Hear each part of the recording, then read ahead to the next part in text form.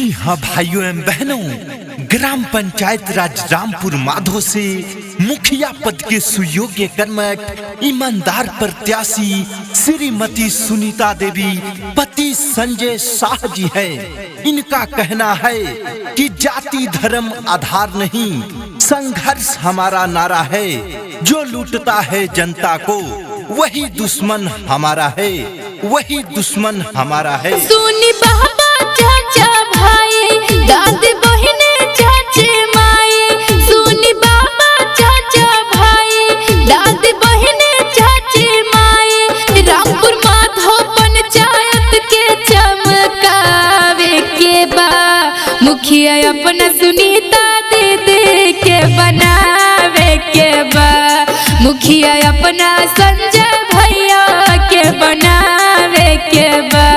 जी हाँ मतदाता भाइयों एवं बहनों, अब की बार ग्राम पंचायत राज रामपुर माधो से सुनीता देवी पति संजय भैया को जिताना है और अपने पंचायत में चौमुखी विकास करवाना है और एक अच्छे का साथ देना है।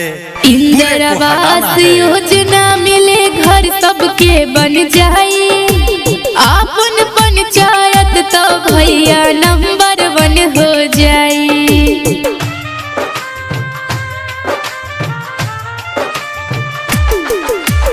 इंदिरा आवास योजना मिले घर सबके बन जाए, आपन पंचायत तो दीदी नंबर 1 हो जाए।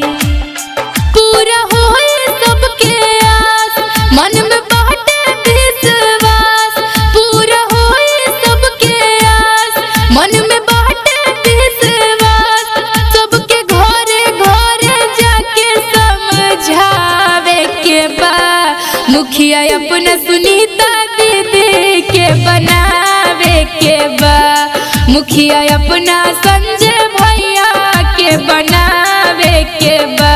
ऐ मेरे कातिब, मेरे तकदीर का पैगाम लिख देना, मेरे तन के हर एक सर्वे पे हिंदुस्तान लिख देना।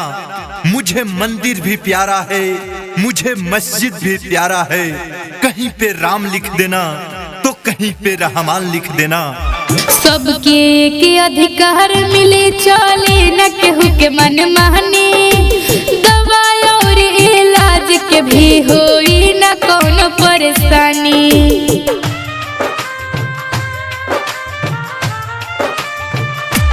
हाँ सबके के अधिकार मिले, चले न केहू के मन माने, दवाई और इलाज के भी होई न कोनो परेशानी।